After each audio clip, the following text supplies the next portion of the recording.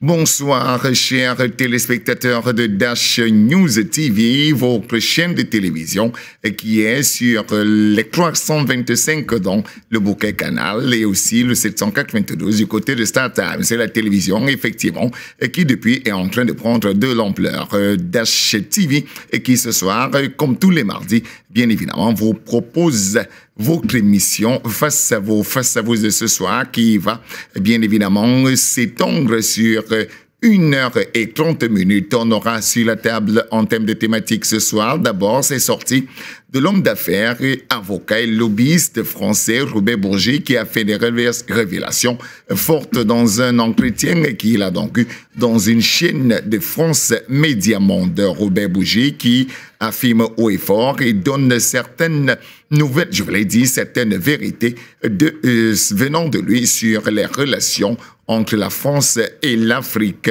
Une sortie qui apparaît donc ou qui arrive à quelques semaines de ce sommet France-Afrique, un sommet exceptionnel cette année puisqu'on va délocaliser. Ça sera plus ni en Afrique ni en France. Emmanuel Macron, le président actuel de la France, a décidé de donner un nouvel élan et surtout une nouvelle dynamique à cette relation France-africaine. Seulement, on est en droit de se poser la question pourquoi l'opportunité de cette sortie de Robert Bourgi, quel est l'intérêt réel de cet homme d'affaires et même lobbyiste français à quelques semaines donc de ce sommet de haut niveau et qu'est-ce qu'il voulait véritablement et que cherche véritablement ce lobbyiste. On essaiera de répondre à cette question dans cette édition de Face à vous, tout comme on va aussi aller parler de l'opposition camerounaise alors qu'on était encore en train de voir l'APC, l'Alliance pour le changement et l'ATP,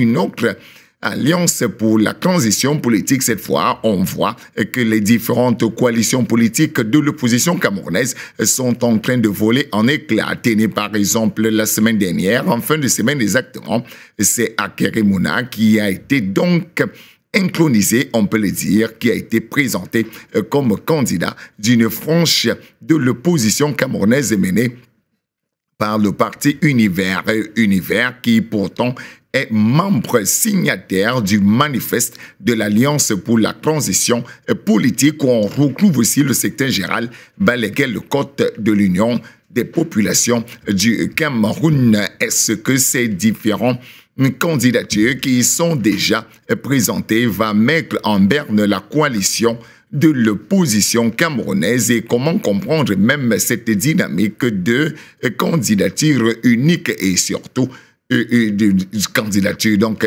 scellée des opposants camerounais. On va s'interroger sur la question ce soir. Je vous présente dans quelques secondes ceux qui nous ont fait l'honneur d'être avec nous ce soir.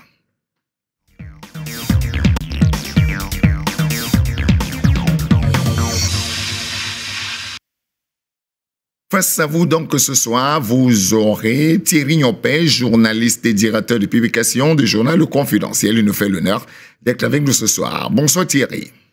Bonsoir M. Nambili, bonsoir aux téléspectateurs de Dash Media. Je dis également bonsoir aux autres copanélistes que vous aurez le plaisir de présenter tout à l'heure. Avec votre permission, je profite de cette occasion pour saluer la mémoire de nos élus défensiers qui ont compris qu'il était très important de savoir s'oublier pour rester dans la mémoire collective. Il s'agit notamment de ces pères fondateurs de la République du Cameroun qui naquit il y a exactement 64 ans. Ajouter à cela la réunification que nous avons connue, parce qu'en fait nous sommes le 1er octobre 2024 et cela fait 63 ans effectivement que le Cameroun méridional se joignait à la République du Cameroun pour former justement l'ossature de ce qui deviendra par la suite République du Cameroun en 1984. Donc je salue toutes ces personnes-là et je vous rappelle justement, comme je le disais tout à l'heure, 63 ans plus tard, malheureusement, ces gens qui ont su se sacrifier justement, aujourd'hui ont été carrément oubliés au point où les intérêts égoïstes et égocentriques des uns et des autres ont créé ce que nous dénonçons au quotidien depuis pratiquement 8 ans, la crise anglophone, où on voit les Camerounais qui n'ont pas demandé à naître du côté du nord-ouest ou du sud-ouest perdre leur vie à l'autel des sacrifices et à l'autel des intérêts égoïstes et égocentriques de quelques personnes qui n'ont pas compris quelle était effectivement l'orientation qu'on voulait donner à ce Cameroun qui naquit depuis 1960, malheureusement. Juste en face de vous, nous avons Damien Makolma Oum. Il est cadre du Parti camerounais pour la réconciliation nationale. Doit-on encore rappeler que ce parti politique, le PCRN, est signataire lui aussi du manifeste de l'ATP. Il nous fait l'honneur d'être avec nous ce soir. Bonsoir Damien Makolma Oum. Good evening, Mr. Onambele. Good evening to your colleagues who are broadcasting this program. Good evening to all the Cameroonians who are following us. Allow me, first of all, as my co-panelists, to recall to all our memories that we are on the 1st of October. On the 1st of October 1961, the British liberated the southern Cameroon, and allow me to give this important honor to Christopher Ndele, to Salmon Tandemuna, and John Kufoncha, and all the others founding fathers. Allow me, this doesn't hide the pain I have when I remember the war which is going on in the Northwest and Southwest since 2016. May the souls of all our compatriots rest in peace. Thank you for giving the opportunity to the Cameroon National Party for Reconciliation to give our point of view on these important issues which are on the debate today. Très bel hommage donc à tous ceux-là qui ont participé, bien évidemment, à l'unification du Cameroun. C'était en 61. On va donc, bien évidemment, comme les deux invités l'ont déjà fait, pouvoir dire bravo et surtout félicitations, pourquoi pas, que ceux-là qui sont leurs descendants, ceux-là Camerounais d'aujourd'hui, puissent en prendre graine et surtout que ça inspire ceux qui sont encore en train de vouloir prendre les armes pour diviser le Cameroun. Entrons donc dans le vif du sujet de notre émission pour parler des gens mis en bouche, politique, pourquoi pas, avec ces fameuses coalitions mises sur pied par les opposants camerounais. On a eu l'APC, on a eu l'ATP, voilà, et qu'il y a une faction même de l'ATP, de partis forts, en savoir l'UPC, l'univers, qui vont donc mettre sur la sellette Akere Mouna, Maître Akere Mouna, pour le présenter comme candidat pour l'élection 2025. Thierry Nyopé, vous qui êtes journaliste observateur de la scène politique camerounaise, Akere Mouna, présenté par Univers, qu'est-ce que ça vous a inspiré à l'écoute de cette nouvelle? Oui, mais c'est pas surprenant. Il est clair que à l'heure d'une élection comme celle qui s'annonce en 2025, parce que sauf miracle, il y aura élection en octobre 2025, parce que vous savez, le président Biya est assez légaliste, il a toujours respecté ce que la Constitution, au moins pour ce qui est des élections présidentielles, ce que la Constitution prévoit. Donc il est clair qu'à l'heure d'une élection aussi importante comme celle-là qui va déterminer l'avenir du Cameroun, qu'il y ait ce léger frémissement que nous enregistrons ces derniers jours dans le landerneau politique camerounais, et fort également de ce que il y a des formations politiques, il y a des leaders d'opinion, comme on l'avait souligné tout à l'heure, Maître Akere Mouna, qui n'ont pas de parti politique réel, mais qui se déterminent à travers des mouvements, sont obligés, heureusement pour eux, parce que la Constitution le permet, de se faire représenter ou de se représenter sous la bannière des partis politiques ayant au moins un conseiller municipal.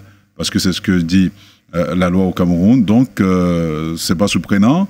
Il était candidat, il y en aura davantage. Vous parliez de Maître Akere Mouna, vous parliez de ces coalitions. Je vous rappelle qu'il y a d'autres qui ont commencé à battre, à crier à roue sur le baudin depuis plusieurs mois. Vous parlerez notamment, par exemple, du du MPCC, du président Jean-Blaise Ngouet. Jean-Blaise Ngouet. Et tout à l'heure, j'ai oublié effectivement, de rappeler que vous êtes militant de ce parti politique, le MPCC. Peut-être que parce que je voulais plus savoir le regard du journaliste que vous êtes d'abord. Sympathisant, parce que justement, à un moment donné, on peut se rapprocher d'une manière ou d'une autre de l'idéologie, pas nécessairement de la personne.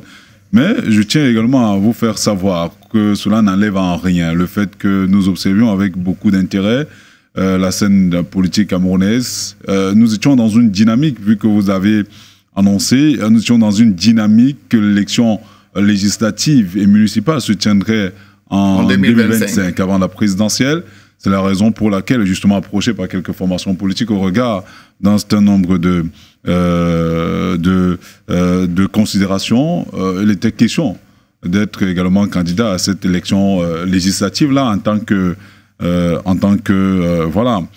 que sympathisant. Donc aujourd'hui, mais toujours est-il que nous sommes dans le dans le cadre de la réflexion dans cette dynamique électorale qui s'annonce en 2025. Donc, je continue à croire que ce n'est qu'un début.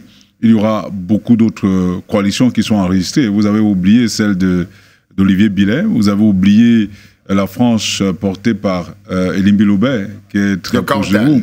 Donc, c'est pour dire qu'il y aura beaucoup de frénésie d'ici à octobre 2025. Cabral Libby, vous l'avez écouté sur une chaîne de télévision étrangère où il déclarait sa candidature. Il a effectivement annoncé qu'il sera candidat à cette élection présidentielle. Donc, il est clair qu'il y aura beaucoup de débats autour de cette élection-là. Donc, ça ne me surprend pas.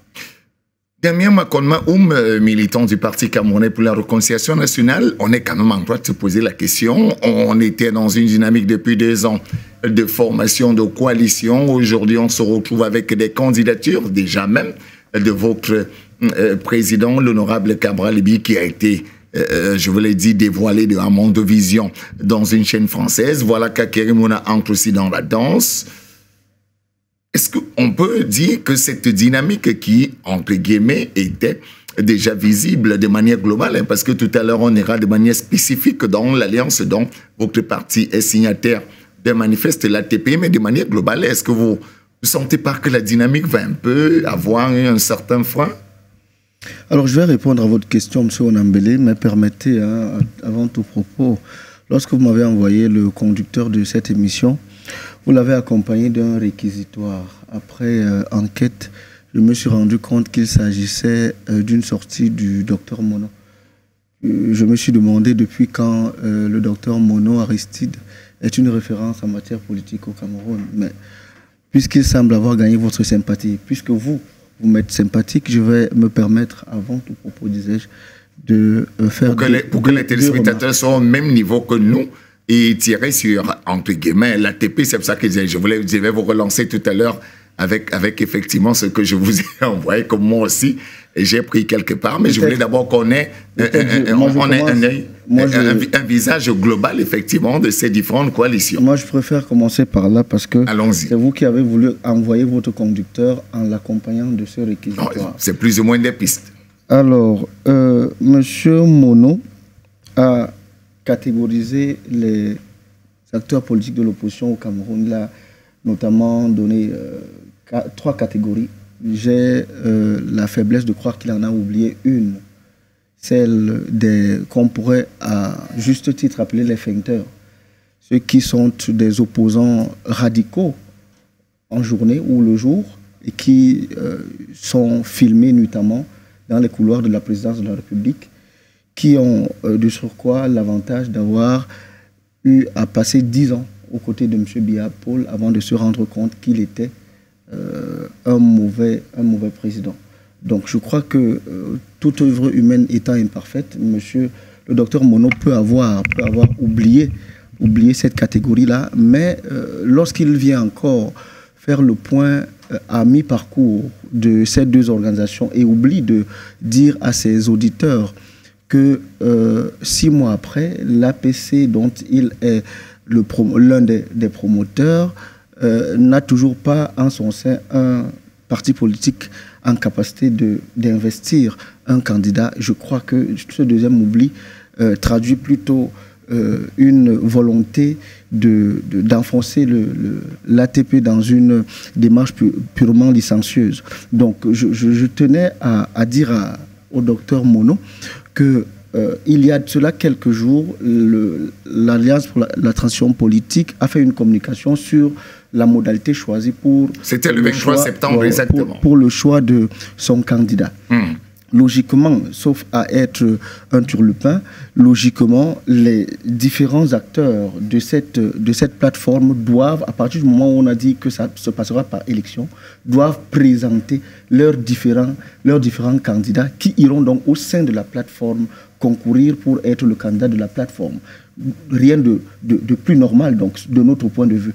Il me semble, dans votre présentation, que vous avez aussi biaisé ce choix fait par certains partis politiques en imaginant que lorsqu'on a dit à Mondovision qu'on est candidat, on est donc sorti de l'Alliance pour la transition politique. Je crois que l'UPC et le parti Univers qui présente Akere Mouna n'ont pas fait une communication préalable pour dire qu'ils sortaient de l'ATP.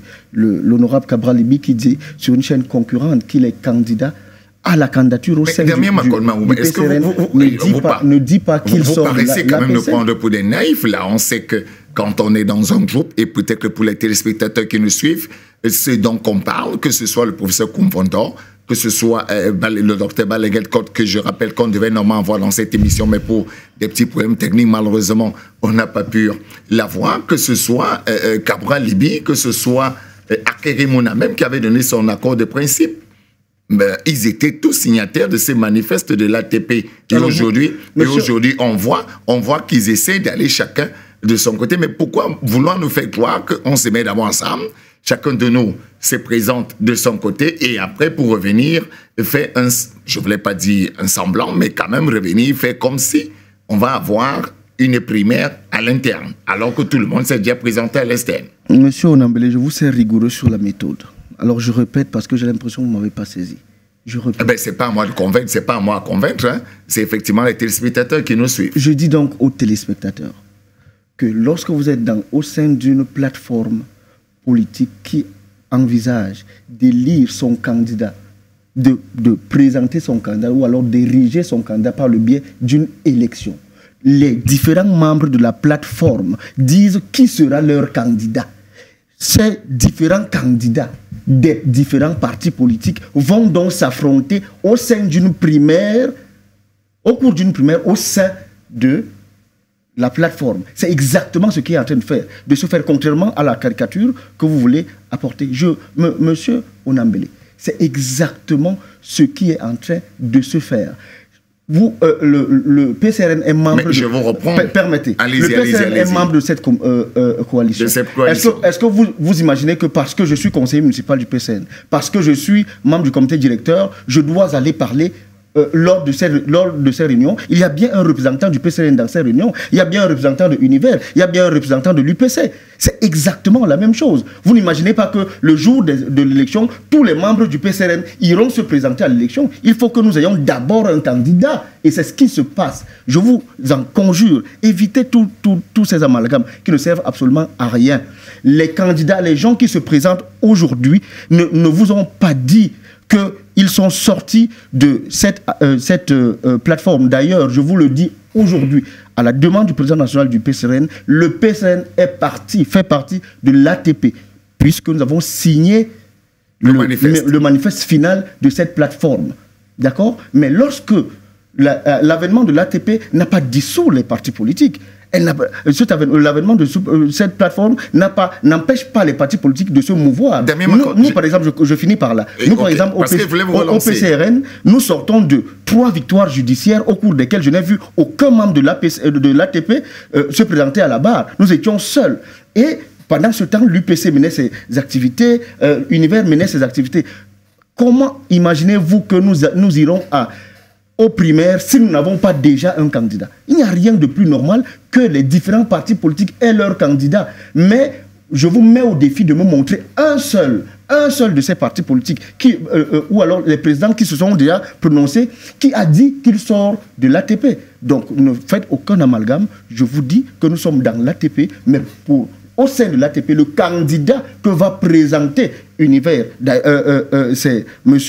Akeremouna, celui que va présenter, c'est son souhait, Cabral Libi, parce que au sein du PCRN, il n'a pas encore été choisi, mais pour le moment, il est candidat à la candidature et il souhaite être le candidat du PCRN au sein de l'ATP. J'espère vraiment que c'est tout à fait clair et qu'on va passer à autre chose. Non, il y a toujours quand même des zones d'ombre, hein, parce que faire croire que Dr Aristide Monod et même nous n'arrivons pas à très bien comprendre, mais c'est quand même la perception du public que nous aussi on relaie, et si vous pouvez le comprendre, parce qu'à un moment, c'est que si vous pensez vous entraînez le public, parce que vous êtes des objecteurs de conscience, vous entraînez le public vers cette direction, alors qu'il n'y a rien d'anormal dans ce qui est en train de se passer. Vous auriez voulu que tous les membres du PCRN aillent se présenter à l'élection. Je vous donne un autre élément, Damien Makon-Maroum. Laissez-moi vous donner un autre élément. Tout de même, on est quand même là avec deux partis, les seuls de l'ATP qui ont, entre guillemets, le pouvoir d'investir, qui ont déjà choisi leur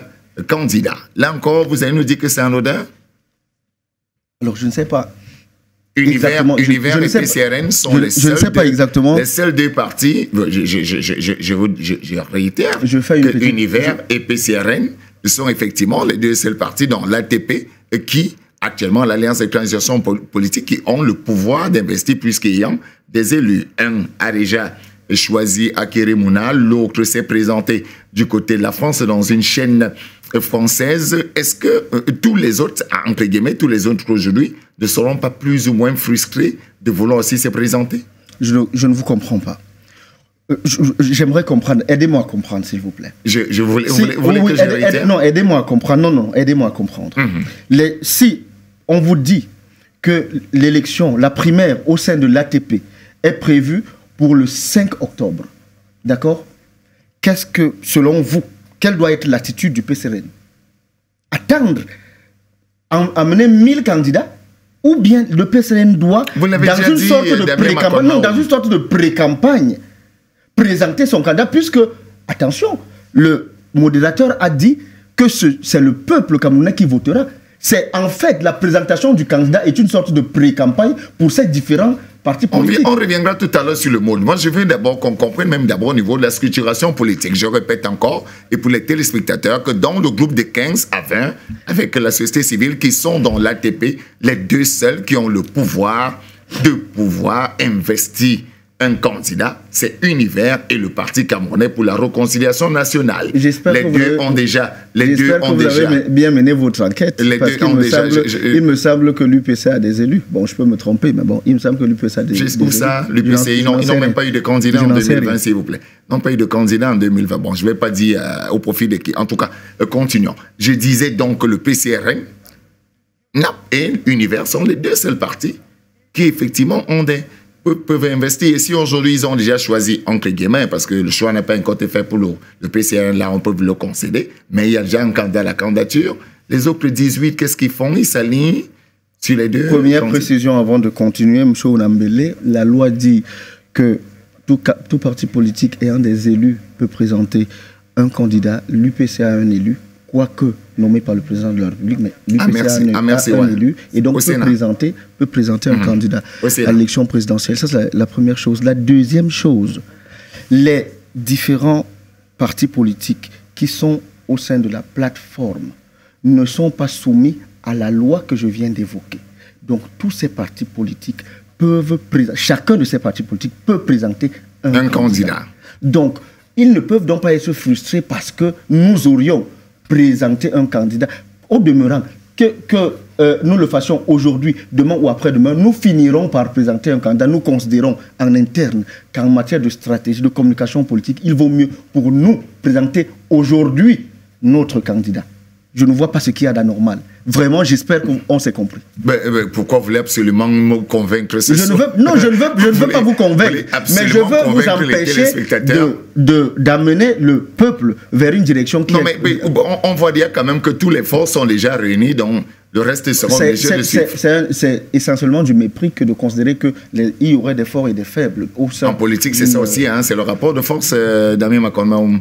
Dans tous les cas, c'est votre façon de voir la politique. Chez nous, nous considérons que lorsque quelqu'un a pris le bâton de pèlerin pour appeler ses pairs, pour qu'ils se réunissent, comme l'a fait le professeur Billet, il ne peut pas être considéré comme un faible.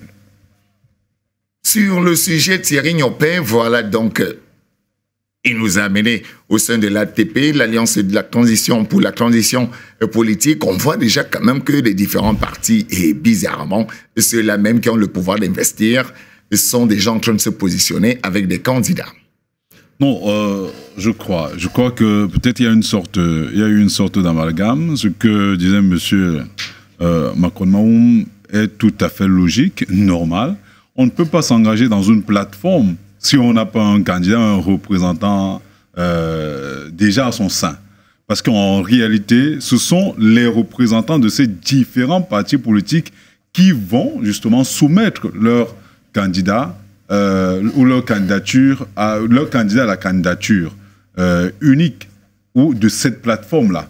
Parce que justement, même quand on parle de l'unicité de l'opposition camerounaise, on ne peut avoir d'unicité pour l'instant parce que justement, dans ces alliances-là, il y aura forcément un représentant qui devrait, si jamais l'opposition camerounaise a le courage de pouvoir s'oublier pour rester inoubliable, pourrait, là maintenant, ensemble, tomber d'accord sur le choix d'un candidat. On l'a vu dans plusieurs... Rappelez-vous ce qui s'est passé même à l'époque, quand on parlait justement de la coalition qui a permis à l'honorable Jean-Jacques Ekindi d'être voté, en fait d'être élu comme député. Il a fallu effectivement qu'il y ait une coalition de force entre le professeur Ndamjoya et le MP de l'honorable Jean-Jacques Ekindi qui s'est retrouvé aujourd'hui au sein du RDPC en influençant tout de même le mouvement patriotique qui était jusque-là porté par M. Hilaire. Donc il est tout à fait normal de présenter la démarche. C'est même une démarche tout à fait logique. Le contraire n'aurait même pas été possible. Par contre, ce qu'il a semblé dire avec beaucoup de précision, c'est que le parti politique ou l'alliance portée par le docteur Aristide Momo est une alliance qui est vouée, si elle ne s'allie pas aux autres composantes, est vouée à l'échec. Parce qu'à l'heure où nous parlons, des formations politiques comme le FCC, le Fonds le changement du Cameroun, qui est mené par l'honorable Jean-Michel Nitieux, n'a aucun élu à l'heure où nous parlons.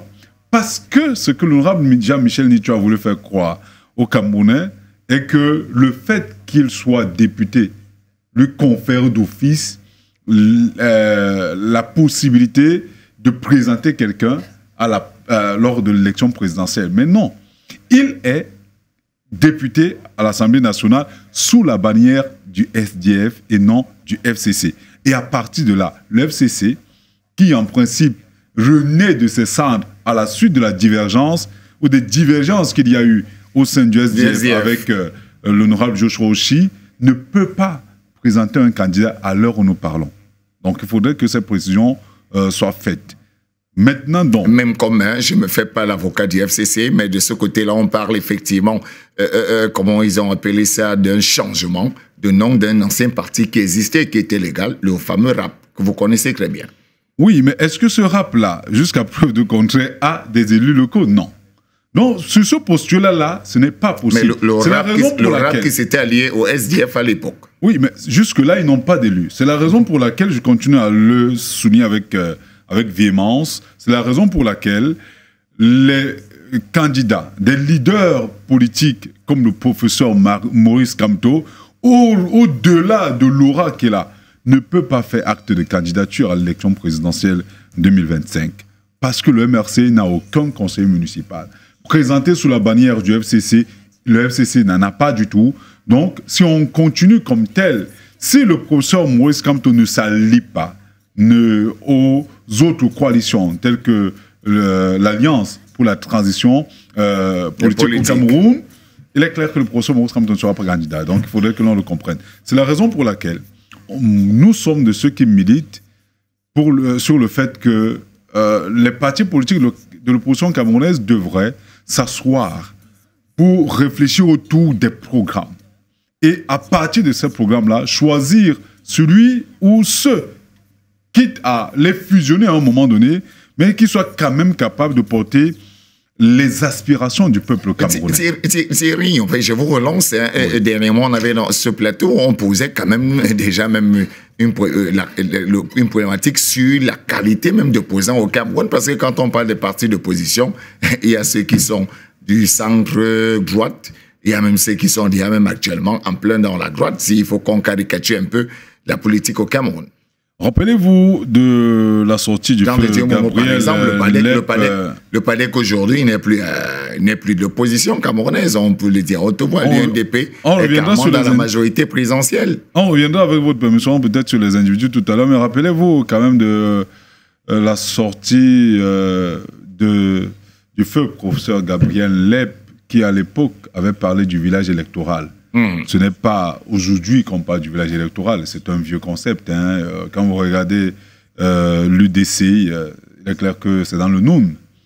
Quand vous regardez le SDF, on l'associait plus ou moins au parti anglophone du Cameroun. Quand vous regardez l'UPC, parce que tout à l'heure, vous parliez justement de l'UPC dans le cadre de la coalition de l'Alliance pour la transition politique au Cameroun. Mais je vous rappelle que dans une sortie de l'honorable Bapor Lipote, datant du 28 septembre 2024, il s'insurge contre le fait que des personnes ne se prévalent de la qualité de secrétaire général, se sont permises de faire des alliances justement avec d'autres formations politiques. Mais Thierry, vous aussi, vous n'allez pas jouer. Vous n'allez pas aussi jouer ce jeu, Thierry. On connaît tous quand même l'arrêté du 13 octobre 2022 qui donne quitus et qui a effectivement acclenché l'affaire. Et je pense bien que l'UPC de Balaguin-Kota a gagné. Déjà, même, je ne vais pas dire l'État du Cameroun, mais le ministère de l'administration territoriale, un peu comme l'ont fait nos amis du PCRN. Donc, on ne va pas remettre en cause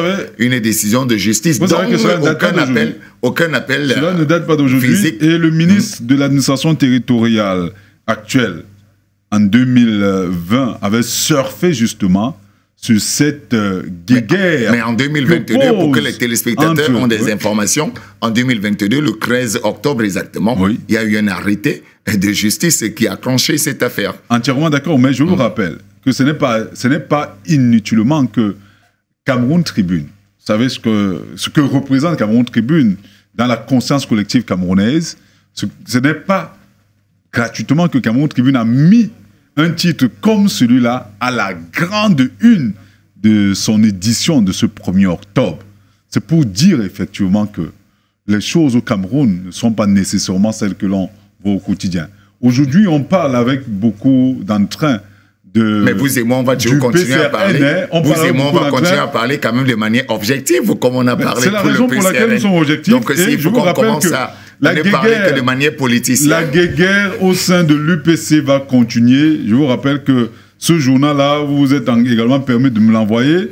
Et j'en ai souri pour dire que voilà où viendront malheureusement les problèmes de l'UPC. Parce que ceux qui nous gouvernent tiennent à ce que le désordre, justement, perdure au sein des formations politiques.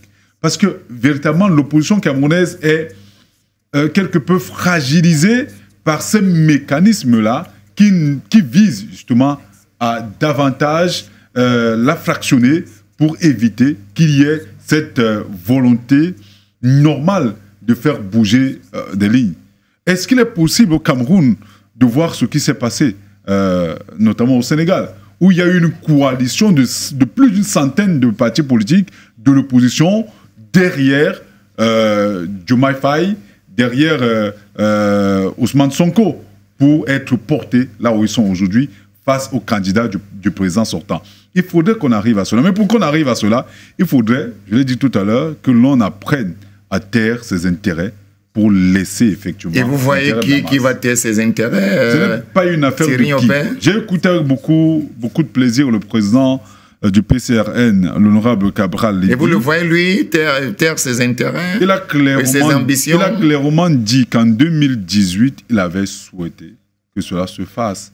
Mais rappelez-vous qu'en 2018, justement, il y a un leader politique qui avait estimé qu'au regard de la masse populaire qu'il semblait drainer, il était impossible pour lui de s'aligner derrière le PCRN, au point où le PCRN, selon nos informations, était pourtant partant pour ce type de coalition, mais les deux n'ont pas réussi à s'entendre à la fin.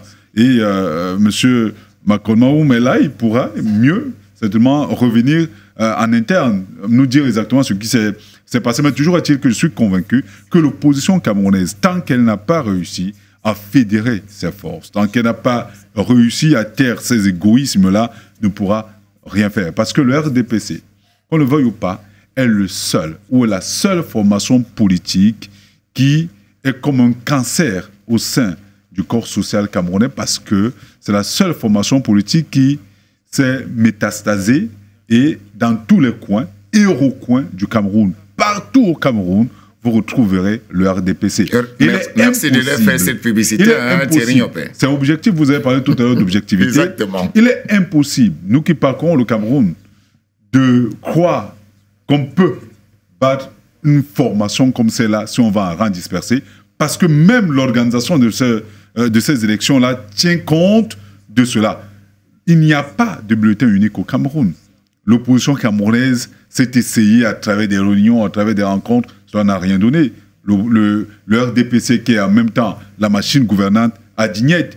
Il n'y a pas d'élection à 2 tours au Cameroun, parce qu'en fait, s'il y avait une élection à 2 tours au Cameroun, les uns et les autres se seraient permis d'aller en rang dispersé, en sachant qu'au finish, selon le pourcentage qu'on aurait, il y aurait 2 candidats à la fin, et donc le candidat de l'opposition. Donc l'opposition n'aurait pas d'autre choix que de s'allier derrière le candidat de l'opposition pour challenger le candidat au pouvoir. Mais tel n'est pas le cas. Le RDPC sait que parti sur cette voie-là, il pourrait perdre. Donc il n'arriverait jamais à cette conclusion-là. Donc pour vaincre donc une mastodonte comme celle-là, il est clair que les partis politiques doivent apprendre à se fusionner et à travailler ensemble main dans la main.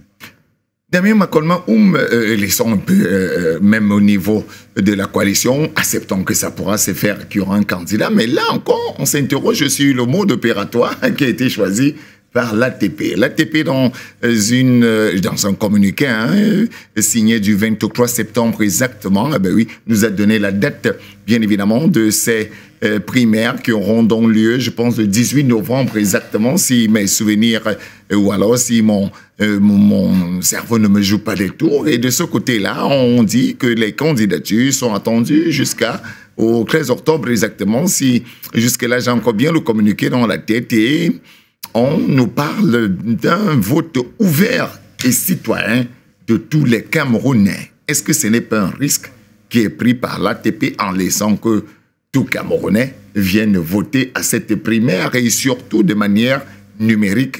Il faut bien faire la précision de Damien Macron Mahoum.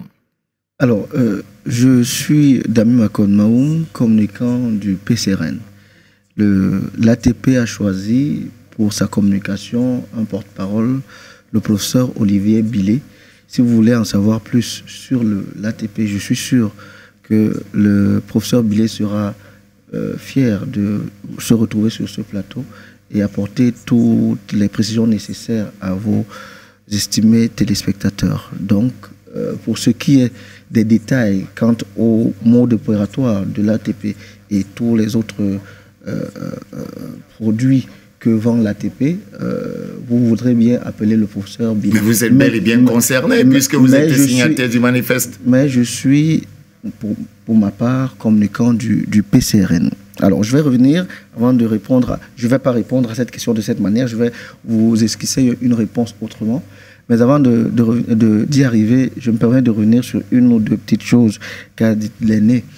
De mon point de vue, très humblement, l'idée de réunir toute l'opposition camerounaise autour d'une candidature est une idée chimérique. Parce que je ne sais pas là où ça s'est fait. Ce qu'on cherche dans la coalition, dans l'union, c'est d'avoir une partie prépondérante de l'opposition capable de basculer le jeu politique, pas toute l'opposition. Donc il faut bien pouvoir faire le choix. La preuve la plus palpable de ce que je suis en train de dire, c'est l'élection de 1992. Il y avait 6 candidats. M. Paul Biya, John Frondi, Bello Bouba Maïgari, Adamou Damdja de regretter mémoire, Jean-Jacques Ekindi et Maoto. 6 candidats. M. Biya Paul, 38,97%. M. John Frondi, 35,98%. Et Bello Bouba Maïgari, 19,22%. La réalité, la leçon que l'on retient de cette participation, de cette échéance électorale, c'est que si Bello Bouba Maïgari, à lui seul, avait retrouvé John Frondi dans l'APC d'antan, ils auraient haut la main, ils auraient gagné l'élection haut la main. Quoi qu'on dise que Frondi a gagné, mais il n'y aurait eu aucune issue pour M. Biya Paul. Alors, pour nous, il ne s'agit pas de réunir toute l'opposition. Il s'agit de réunir, au vu des résultats des 2 dernières élections, on sait pertinemment aujourd'hui au Cameroun quelles peuvent être les forces politiques qui peuvent entraîner les autres vers la coalition. C'est ce à quoi nous devons travailler. Au lieu de quoi, des gens... Mais quand vous dites qu'on sait déjà quelles forces politiques, lesquelles sont, elles sont toujours difficiles à identifier, Makon. Au lieu de quoi, des gens comme les monos viennent sur des plateaux de télévision pour mettre le feu entre l'APC et l'ATP et justement jouant de ce fait le rôle, le jeu du RDPC, parce que tant qu'ils attisent cette haine entre ces 2 regroupements qui portent en leur sein des hommes politiques d'opposition capables de drainer une masse critique nécessaire pour renverser le régime quarantenaire de M. Biya Paul, on continuera toujours à avoir les résultats qu'on a eu, c'est-à-dire les mêmes causes produiront les mêmes effets. Mais moi je comprends, je sors vraiment par là sur ce sujet, je comprends pourquoi on s'exprime avec une telle véhémence. Je comprends le pamphlet de Mono. En fait, ils étaient en négociation avec Univers pour qu'ils puissent intégrer l'APC et puissent investir leurs candidats. Hier là, Univers leur a dit, ma part de candidat, c'est à Kérémouna. Et donc, je peux comprendre le factum qu'ils jettent sur les réseaux sociaux contre Univers et contre l'ATP. Je comprends. Mais je crois qu'il y a encore 7 autres partis politiques qui sont, non, 6, plus que 6 maintenant, qui sont en mesure d'investir, qu'ils y aillent. Ils trouveront certainement bonne fortune là-bas. Bon, deuxième chose, l'aîné a parlé des programmes. Je ne suis pas venu en campagne électorale, mais j'aimerais amener les Camerounais à comprendre. À l'occasion d'une élection présidentielle, il y a 2 choses qui sont mises ensemble.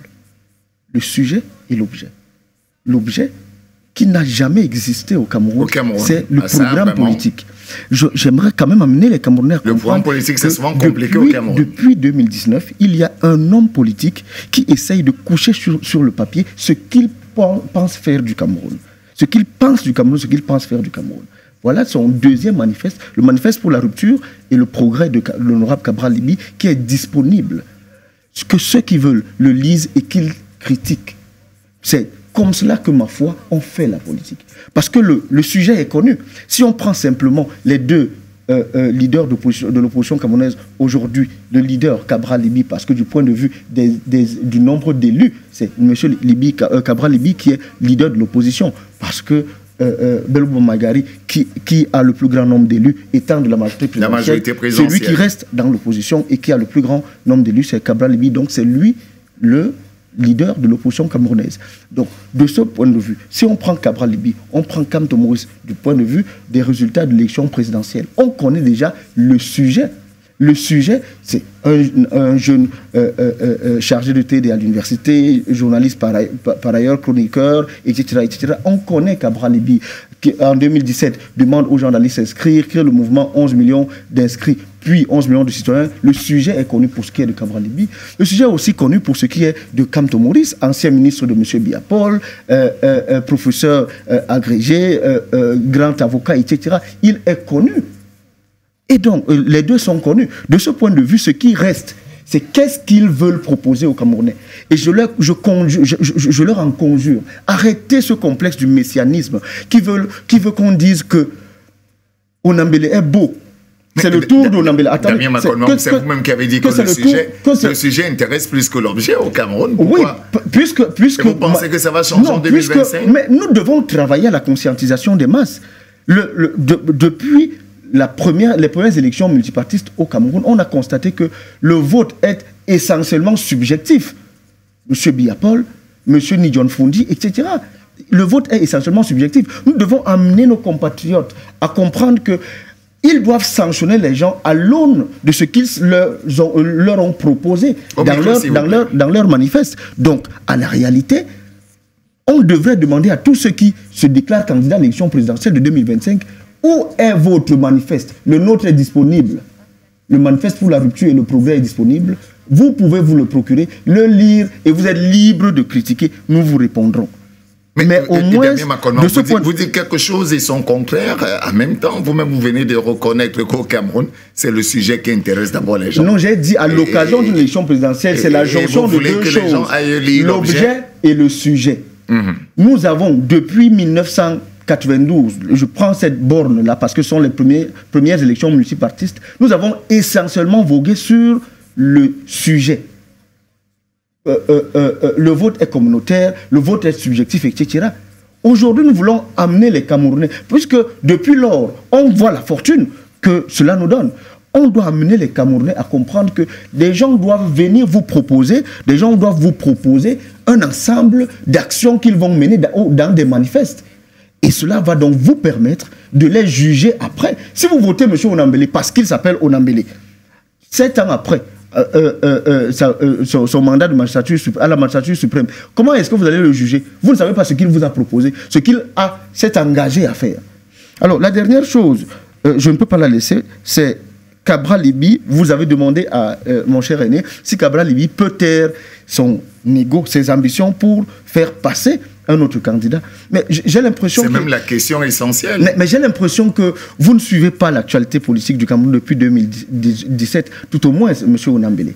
En 2018, à l'approche de l'élection présidentielle, Cabral Libye a fait une proposition majeure que je trouve encore d'actualité aujourd'hui. Il a proposé que les acteurs politiques de l'opposition qui n'ont pas pu se retrouver pour avoir un candidat unique par simple consensus, utilise une deuxième modalité qu'on appelle l'élection. Mais au cours de cette élection, il a proposé, Cabral Libye, que... Il a même proposé le tirage au sort. Attendez. Au cours de cette élection, il a proposé que chaque candidat puisse voter pour un candidat autre que lui-même. Ah, c'était ça le tirage au sort? C'était la deuxième option, le tirage au sort. Lorsque je viens sur un plateau, moi je ne viens pas amuser la galerie. Je viens là pour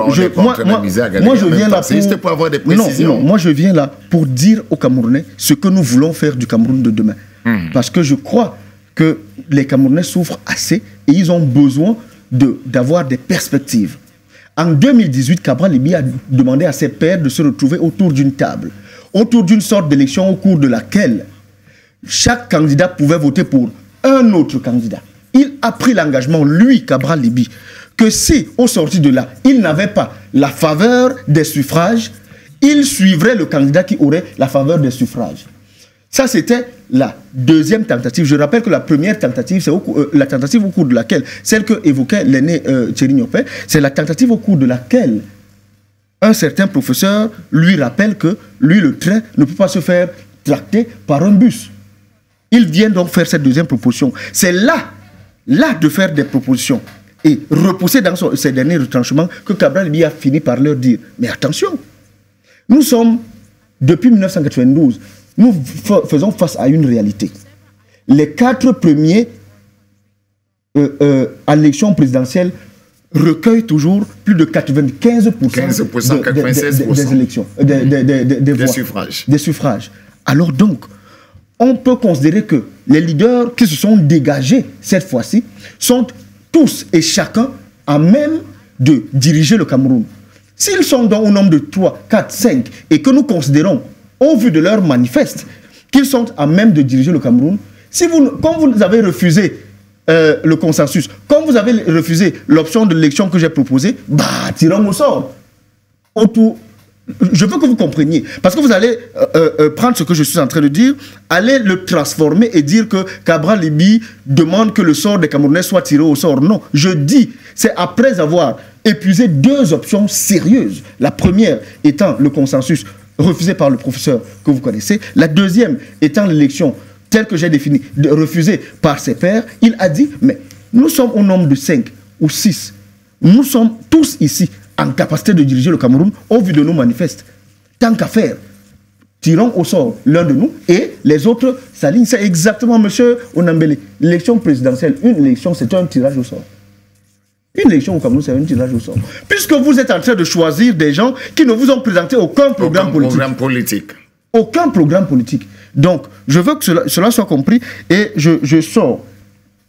Même quand ma question reste en suspens. Oui, je vais répondre à votre question. Je sors. L'aîné a dit une 4e chose qui m'a intéressé. Elle fait ressortir ce que nous avons théorisé dans ce que nous appelons l'impuissance apprise.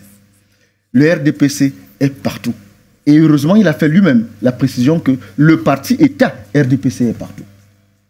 Nous partons du postulat, depuis 2017, que puisque l'Institut national de la statistique nous a renseigné en 2021, là je suis venu un peu plus en avant, en 2021, que 14 852 000 Camerounais sont en âge de voter. Nous partons du postulat que si nous atteignons la masse critique de 11 millions d'inscrits, parce que rappelez-vous que le RDPC a un socle d'électeurs qui le plus souvent ne bouge pas parce qu'ils ont un vote essentiellement subjectif. Ils sont autour de 1 à 2 millions. Donc, nous partons du postulat que si nous atteignons la masse critique de 11 millions d'inscrits, il ne sera pas possible au RDPC de tricher, tout comme il est impossible à un enseignant qui a 2 élèves, dont l'un a des parents riches et ils ont proposé de l'argent pour qu'il passe le concours, et un deuxième n'a que sa tête et a eu 19,99 sur 20. Il sera très difficile pour l'enseignant de prendre l'argent et de laisser celui qui a eu 19,99% sur 20. C'est de cette même logique que nous partons. Nous disons à nos pairs, il est possible que nous ne nous entendions pas. Ce n'est pas ce que nous souhaitons. Il est possible que nous ne nous entendions pas pour dégager un candidat unique, même si nous l'appelons de tous nos voeux. Mais si cela arrivait, il est question pour nous, parce que nous le disons, gagner l'élection au Cameroun n'est pas la chose la plus difficile. C'est le prouver qui est difficile. Et au Cameroun, contrairement au Tchad, contrairement aux pays comme la Côte d'Ivoire, nous avons la possibilité d'avoir dans les bureaux de vote des représentants. Le jour où un candidat gagnera vraiment, un candidat de l'opposition gagnera vraiment une élection au Cameroun, et que 50 000 Camerounais battront le macadam à Yaoundé pour dire nous n'avons pas voté pour Macron, nous avons voté pour Nambélé. 10 000 à Douala, 10 000 à Bafoussam, 10 000 à Ngaoundéré, 10 000 à Ngaoundal, vous verrez ce qui va se passer dans ce pays. Ce que nous disons... Mais comment vous prouvez que vous avez gagné? C'est de là où vous étiez en train de dire. C'est exactement ce que j'étais en train de dire. Effectivement, on nous dit que 50 000 personnes ne battent le macadam. Non, ce que j'étais en train de dire, c'est que si nous ne parvenons pas à dégager un candidat unique, nous pouvons faire la coalition de la surveillance du vote. Puisque aujourd'hui au Cameroun, nous au PCRN, je le confesse, vous avez vu le nombre d'interdictions qui nous ont été données. Nous avons 360 communes au Cameroun. Nous avons pu avoir, lors du défilé où on interdisait le PCN, 228 interdictions. Donc ça veut dire que je le confesse ici, nous ne sommes pas encore présents dans les 360 arrondissements que compte le Cameroun. Résultat des courses, nous pouvons espérer que le FDC qui est à Monatel puisse nous aider, le PUC qui est là-bas puisse nous aider, Univers qui est à Ngaoundéré puisse nous aider, le MRC qui est à Bafoussam puisse nous aider, etc. Et lorsque nous avons donc cette compilation de tous les résultats, M. Onambele, le même soir, nous vous disons que c'est M. Onambele qui a gagné parce que nous avons, avec l'aide de la technologie aujourd'hui, la possibilité de compiler à la seconde près tous les résultats que nous obtenons des bureaux de vote et de donner nos tendances, même comme la publication des résultats est interdite au Cameroun avant le Conseil constitutionnel, nous avons la possibilité de donner nos tendances. Cela est possible. J'essayais de battre en brèche l'impuissance apprise qui veut que les gens disent qu'il est impossible de gagner une élection au Cameroun. C'est possible de gagner une élection au Cameroun face au régime RDPC en utilisant exactement leurs outils. pas leur méthode, je ne parle pas de la fraude électorale, je parle de leurs outils. Ils nous ont donné, dans ce pays, je sors par là, M. Onambele, dans ce pays, avant 1992, les urnes étaient opaques. Vous le saviez? C'est une lutte acharnée de nos illustres dévanciers, du SDF, du RDPC, pas du RDPC, je veux dire de l'UPC, qui a permis que l'État japonais nous offre les premières urnes transparentes dans ce pays. Donc, nous avons avancé. Il n'est pas question d'être nihiliste et de dire tout va mal et il est impossible de gagner une élection comme nous pouvons le faire. Et je peux prendre toute une émission pour vous démontrer que nous pouvons gagner une élection. Merci. Vous avez déjà pris une bonne partie, effectivement, de cette émission. Autant mieux qu'on s'arrête là-dessus. Mais vous n'avez pas toujours répondu à ma question où tout le monde va venir voter. J'ai bien envie. Moi, je suis étonné de voir quand même un cadre du PCRN, signataire du manifeste, qui refuse de nous dire pourquoi vous avez accepté que tous les Camerounais viennent voter, ou effectivement on devait déjà identifier les votants. Mais vous n'êtes pas obligé de répondre. Je suis sûr que le professeur Billet se fera fort de vous renseigner sur cette question. Allez, je vais quand même voir avec Thierry Niopé sur ce mode de vote, Thierry. Vous n'allez pas aussi m'envoyer chez le professeur Olivier Billet, que je vais quand même faire le plaisir d'appeler, rassurez-vous, peut-être que la voir la semaine prochaine. Sur ce mode de vote qui a été donc choisi par l'ATP, l'Alliance pour la transition politique, est-ce que c'est rassurant? Est-ce que ce n'est même pas, je voulais le dire, tu vas voir l'échec? Oh non, je reste convaincu. Au-delà de ce que disait mon cher frère, Nakon Maoum, que le RDPC peut plier les Chines à l'élection présidentielle de 2025. C'est pas le débat aujourd'hui, hein? Je réponds à votre question. Esquiver ma question là actuellement. Je réponds à votre question, mais avant effectivement d'y arriver, il est normal pour nous, parce que c'est également cela notre rôle, nous sommes des objecteurs de conscience, et puis au-delà d'être des objecteurs de conscience, nous sommes des historiens du présent. Et justement, encore pour cette historicité-là, il est de mon devoir de rappeler aux Camerounais que le président Biya a gagné en 2018 avec seulement 2 521 934 électeurs, donc voix. Alors que le président, le deuxième qui le suivait, le professeur Maurice Kamto, venait pratiquement avec 503 384 voix. Donc quand vous regardez le gap, vous regardez effectivement que le président Biya est président du Cameroun avec moins de 3 millions d'électeurs. Je continue à croire qu'il est possible de faire bouger les lignes. Parce qu'à l'heure où nous parlons, nous sommes déjà plus de 7 000 inscrits en attendant le toilettage du fichier électoral et en attendant effectivement que on rouvre encore les inscriptions sur les listes électorales en janvier 2025, en espérant que le président Biya ne va pas anticiper l'élection présidentielle avant octobre 2025. Donc il y aura forcément de nouveaux inscrits. Et quand on regarde ne serait-ce que les chiffres, les choses peuvent d'une manière ou d'une autre bouger. Mais je dis que pour que cela arrive, il faudrait que les leaders de l'opposition camerounaise s'engagent à faire bouger les lignes, s'engagent à s'oublier et à taire leurs égoïsmes pour comprendre qu'il est plus que jamais urgent de faire bouger les lignes. Je vous rappelais à l'entame, dans les couloirs de votre chaîne de télévision, que quand je regarde la ville de Douala, j'aime mal. Quand tu as le plaisir de sortir de ce pays et de visiter d'autres villes, vous vous rendez compte effectivement qu'il y a quelque chose qui va pas. On va pas refaire, on va pas entrer dans la campagne électorale. Nous ne sommes pas en campagne électorale. Je ne suis pas sûr que la ville de Douala se portait autant bien ou très bien en 2018, mais le président Paul Biya finit par gagner. Peut-être qu'il a d'autres arguments qu'il va présenter. Revenons sur la coalition de l'opposition au Cameroun, s'il vous plaît. C'est très important. Je ne sais pas pourquoi vous faites ce jeu. Mais je vous rappelle juste une petite précision. Monsieur Biya Paul n'a pas gagné en 2018 dans la ville de Douala. En tout cas, il a gagné au Cameroun. Oui, mais la précision vaut la peine. Il n'a pas gagné dans la ville de Douala et je suis officiellement, heureux de dire que c'est un candidat de position, M. Kamto Maurice, qui a gagné à Douala en 2018. Je peux vous aider, même dans le littoral entier, il n'a pas gagné, mais il a gagné au Cameroun. Ce n'est pas le débat aujourd'hui. Je voulais qu'on reste sur la coalition. Oui, mais avant que d'arriver à cette coalition-là, il faudrait que l'on comprenne que pourquoi la coalition? C'est ce que nous expliquions tout à l'heure. Il est possible de faire bouger les lignes si on réussit à s'oublier au regard. Il faudrait que les Camerounais comprennent qu'il est plus qu'urgent de s'inscrire sur des listes électorales. Il est plus qu'important de le faire. Parce que quand vous regardez le vivier électoral de la partie septentrionale du Cameroun, où je continue à croire que le septentrion est quand même un terreau fertile pour le RDPC, et que c'est la partie la plus marginalisée par le même régime, il est question pour moi, sans être également de cette partie du pays, mais solidaire quand même, de la douleur de ces populations, le taux d'analphabétisme. Thierry, là, vous commencez à être le procureur de la conscience d'une partie de la population camerounaise. Là encore, c'est oui, cela fait partie de notre rôle. Nous sommes des inquisiteurs.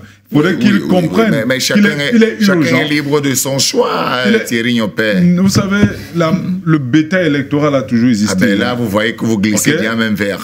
Non, c'est la raison pour laquelle il faudrait que l'on comprenne des adjectifs qui ne seront pas très commodes. Restons quand même sur le mode de la coalition, Thierry Nyopé. C'est pas pourquoi vous tenez à ce que nous claquemerions tous nos efforts. J'ai pas envie d'entrer dans la campagne électorale aujourd'hui. Nous ne sommes pas en campagne électorale. Oui, j'ai même non plus envie qu'on soit en train de venir dire que tel est bon, tel est mauvais, parce que finalement, ça ne nous servira à rien. On parle effectivement de comment agréger les forces de l'opposition pour effectivement aller changer ce dont vous avez envie de décrire. Au lieu de perdre dans le temps à nous décrire, à dire des choses qu'on décrit depuis, autant mieux qu'on avance, on peut voir comment agréger ces forces-là pour peut-être vous donner raison en 2025, Thierry. C'est la raison pour laquelle je souhaiterais, au regard de l'observance des faits sociaux, interpeller justement ces leaders de ces formations politiques-là, de synchroniser leurs efforts,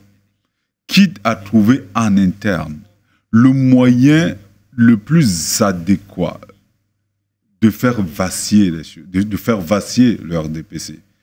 Peu importe la manière, peu importe le choix, peu importe la stratégie qui sera faite à l'intérieur de cette coalition-là, je l'ai dit dans mon propos liminaire, en l'état, il y a des coalitions qui ne peuvent pas présenter un candidat.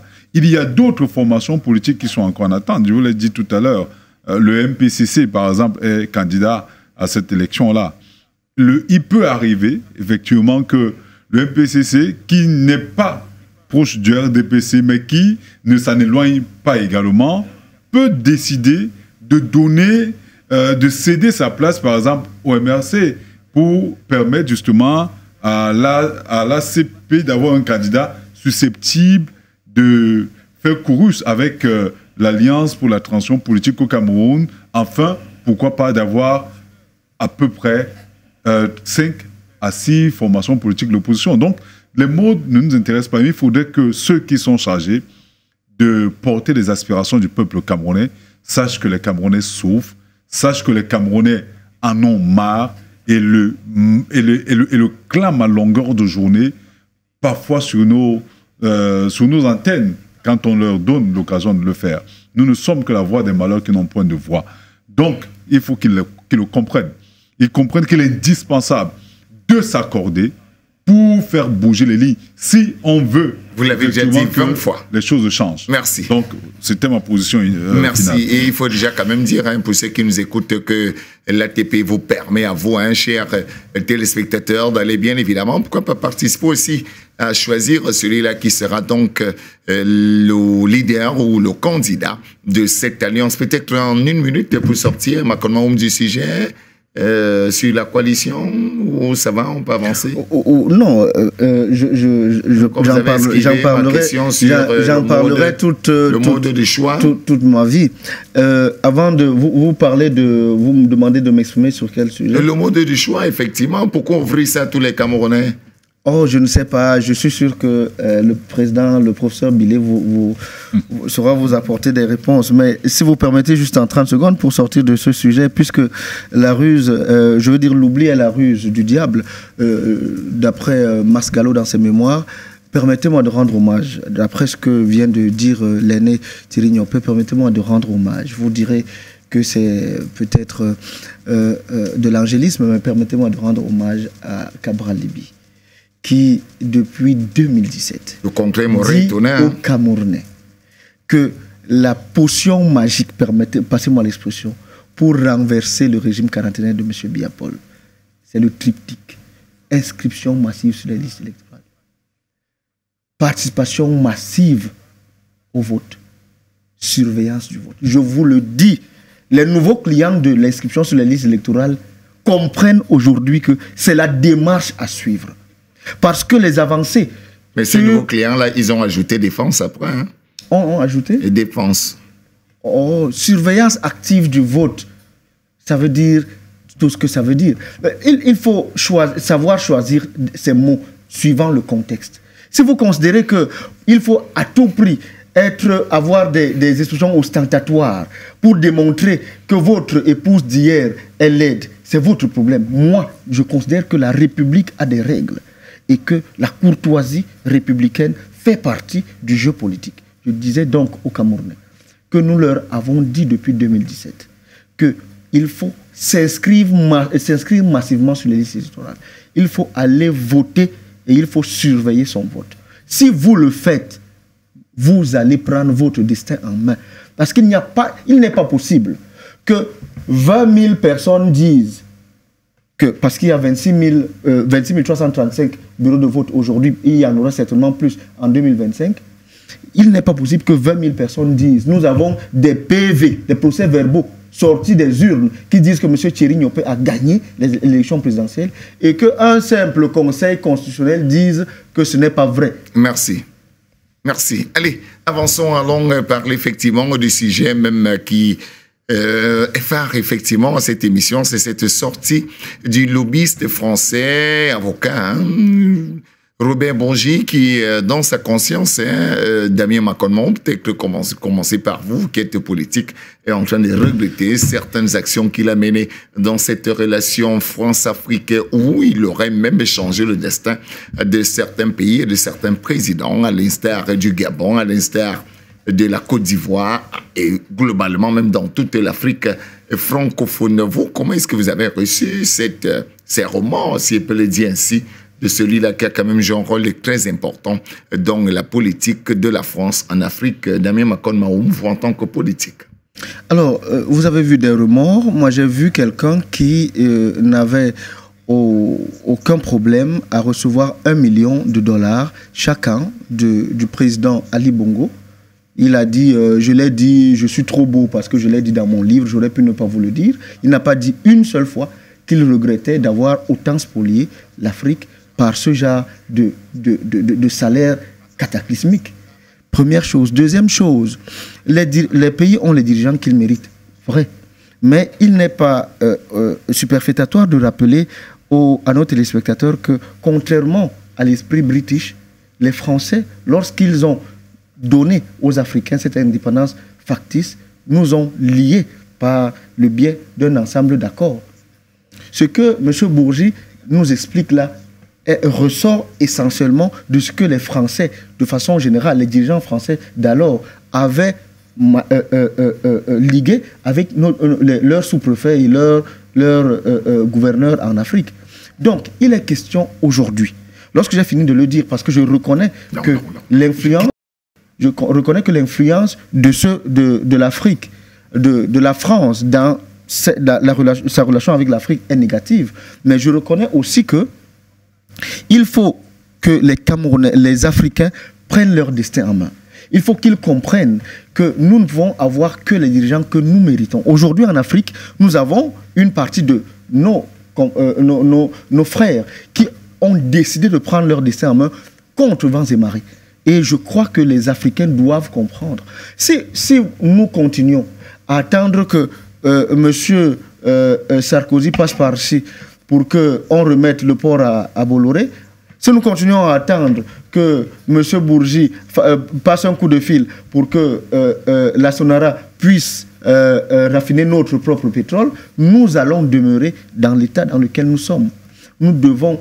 M. Onambele, en 2017, à Bamako, au Mali, le président Macron, un jeune de 37 ans ou 47 ans, quelque chose comme ça, disait à ses papas, à ses parents, que celui qui ne se sent pas à l'aise dans le franc CFA le quitte et crée sa monnaie.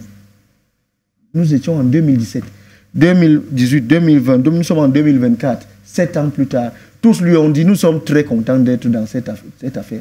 C'est exactement l'allégorie dont vous parliez tout à l'heure en off. C'est-à-dire, hier, nous avions des esclaves qu'on enchaînait pour amener en esclavage en Europe. Aujourd'hui, nous avons des sous-préfets qui se lèvent eux-mêmes, considérant que leur mandat est plus important que le bien-être du peuple. Parce qu'ils vous disent, si nous tenons tête à nos maîtres, ils vont nous retirer leur confiance et nous remplacer. Tant qu'à faire, qu'ils vous remplacent jusqu'à ce qu'un jour, le peuple se trouve un dirigeant capable de leur dire « Nous ne voulons plus de l'influence des étrangers dans notre pays ». Donc cela ne dépend plus, excusez-moi, d'un homme d'un certain âge. Cela ne peut plus dépendre de M. Biya-Paul. Cela dépend du peuple camerounais. Nous devons prendre notre destin en main, mais nous n'irons pas tous en France dire au président français « Nous ne voulons plus que la France inférieure de l'Afrique. Nous voulons en finir avec les contrats léonins. » Nous ne pouvons pas le faire. La seule façon que nous avons d'agir, c'est de voter des gens qui nous disent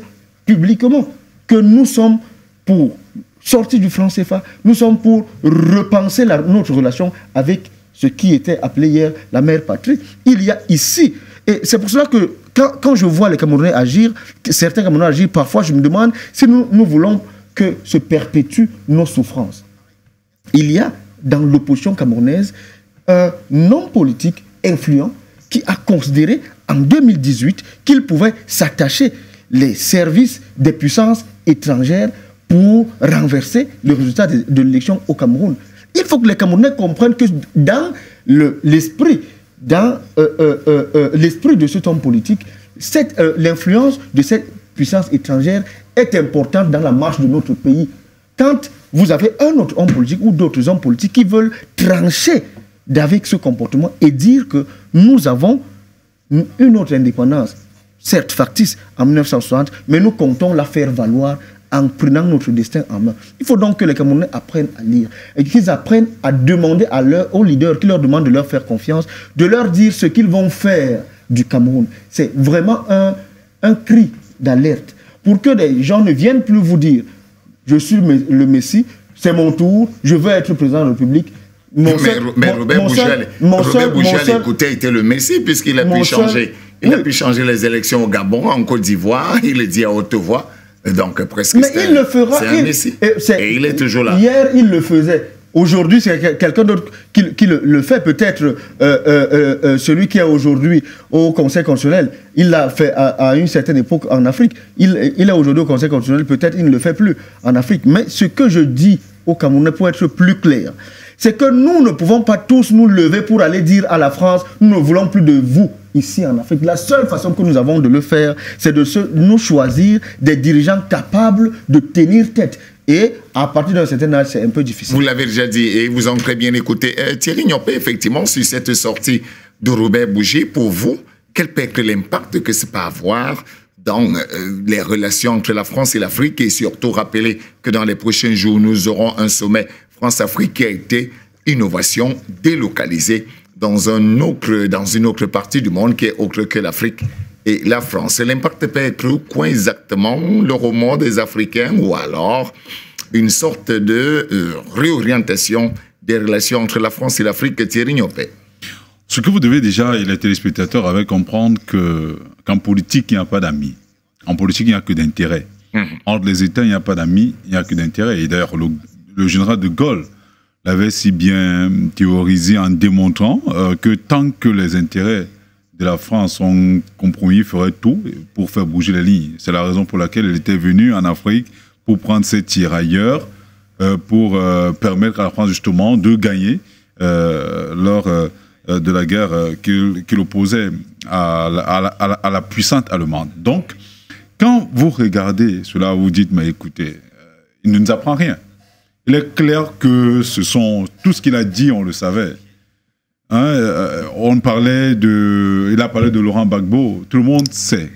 Il n'apprend rien. Tout le monde sait que c'est Laurent Gbagbo qui avait gagné les élections en Côte d'Ivoire. Tout le monde sait qu'il y a eu quelques problèmes au Gabon avec Jean Ping. Maintenant, il vient l'avouer, mais ce n'est pas lui qui l'a fait. Ce n'est pas lui, il faudrait que l'on le comprenne. Mais il a été intermédiaire. C'était un porteur de sacs, c'était un porteur de mallettes que Nicolas Sarkozy a utilisé. C'était un porteur de mallettes. Même Jacques Chirac, que davantage Jacques Chirac, parce que lui-même avoue que Jacques Chirac était quelque peu vorace en matière d'agents pour financer justement ses affaires et sa campagne électorale. Donc, il est clair qu'en mon sens, c'était pas quelqu'un qui était en train d'avoir des remords par rapport à ce qu'il a fait. D'ailleurs, il dit que ce qu'il gagnait était si peu par rapport à ce que les cabinets, par rapport à ce que les lobbyistes des autres, que d'autres lobbyistes français et américains gagnent, notamment en Afrique. Il a entièrement raison. Mais ce n'est pas la faute à ces lobbyistes-là. Je vous rappelle que même le Cameroun a eu des problèmes. Il y a quelques années, en France, quand le cabinet civil s'était permis d'acheter 2 pages de publicité dans le journal, de faire un public reportage dans le journal Express, à hauteur de 150 millions de francs CFA, l'équivalent de toute l'aide qu'on donne actuellement à la presse privée camerounaise. C'était pour 2 pages. Les journalistes de ce magazine-là se sont insurgés en disant non, il n'est pas possible pour nous d'accepter ce genre de choses pour un pays qui se dit pauvre. Donc, mais toujours est-il que cela s'est fait. Il en est de même pour tous ces magazines qu'on présente à l'international, tous ces publics reportages que vous voyez sont payés à coût de centaines de millions de francs CFA par les gouvernants africains. Donc, ça ne donne pas, parce qu'en fait, ils veulent plaire aux maîtres. Ils veulent plaire à ceux qui les mettent là, entre guillemets. Quand vous écoutez Bourget parler de Sarkozy par rapport à Gbagbo en disant qu'il va le vitrifier parce que Gbagbo n'a pas accepté les accords qu'il voulait, notamment les accords de Marcoussis. Le reste, vous vous rendez compte qu'en fait, il y a un problème. Mais ce n'est pas la faute à ces néocolons-là. C'est la faute à nos dirigeants, à nos chefs d'État qui n'ont pas le courage nécessaire de dire non, ça ne devrait pas se passer comme tel. Mais je vous rappelle que la jeunesse africaine est devenue plus que consciente. Aujourd'hui, on a les mêmes pouvoirs. On a les médias. De quelle jeunesse la jeunesse, notamment la jeunesse qui a pris d'assaut, près de 3000 qui ont pris d'assaut la barrière de Seito et Melulia dernièrement. Quelle jeunesse? Je vous rappelle que nous sommes de cette jeunesse-là. À moins que vous ne vous sentiez pas. Celle qui prend la mer tous les jours. Je dis bien. Je suis de cette jeunesse consciente. Et comme nous, mon cher Macon Maoum est de cette jeunesse consciente. On a le privilège peut-être, nous, de voyager dans des conditions normales. Mais je vous rappelle qu'on y va parce qu'on est dans une sorte d'énergie du désespoir. Il est question pour nous de faire comprendre aux uns aux autres que l'Afrique est un continent immensement riche et qu'il est possible de faire bouger les lignes en faisant ce qu'il y a lieu de faire avec des dirigeants qui aient suffisamment de force, de légitimité pour faire bouger les lignes. Regardez actuellement ce qui se passe dans les États de l'AES, notamment le Burkina Faso. Regardez ce qui se passe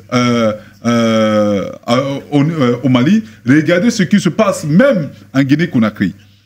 Tout le monde applaudit ce que le capitaine Traoré est en train de faire au Burkina. Je crois. Quand vous regardez ce que Doumbouya fait, il est clair que nous ne pouvons qu'applaudir.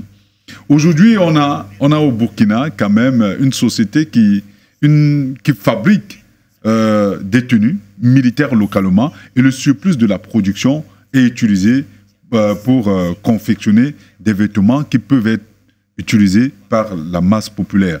Les ministres ne s'habillent plus en costume et cravate comme vous êtes là, mais s'habillent en tenue traditionnelle comme l'avait fait à l'époque le capitaine Thomas Sankara. Donc, il est question pour nous de faire comprendre aux Africains qu'on n'a pas besoin de prendre les armes. On n'a pas besoin de s'exiler. Il suffit simplement de savoir choisir les dirigeants qu'il faut à la place qu'il faut. Et il faut des hommes qui ont... Il y a des mots que je n'arrive pas à utiliser parce que nous sommes dans un plateau de télévision, mais il faut des dirigeants qui ont la capacité à pouvoir dire non à ces néocolons. Et je crois qu'il y en a parmi nous. Et je crois que si on continue à communiquer comme tel, il y aura cette conscience collective qui sera prise et l'Afrique changera nécessairement de bord. Vivement qu'on voit le visage de celui-là qui effectivement pour avoir ce courage. Merci à vous, David Makomaoum, d'être passé par ici ce soir. C'est moi qui vous remercie de donner l'opportunité au PCRN de donner son point de vue sur la marche de la République. Je viens d'avoir un communiqué dans mon téléphone. J'espère, je ne suis pas un très grand amateur du football, mais j'espère qu'il est vrai, qu'il est authentique et que la sérénité a enfin été retrouvée. Un communiqué co-signé du ministre des Sports et du président de la FECAFOOT et qui, je l'espère, sur lequel vous allez très certainement vous étendre dans vos émissions. Et surtout qu'on a vu cette complicité lors de la finale de la Coupe du Cameroun. Merci à vous Thierry Nyompé d'être passé par ici. C'était un plaisir et je vous exhorte à continuer à rappeler aux Camerounais et aux Africains qui nous suivent avec beaucoup d'attention que l'avenir de l'Afrique est entre leurs mains. Ils devraient batailler dur et se battre pour porter cette Afrique-là à bout de bras, parce que l'Afrique a besoin de nous.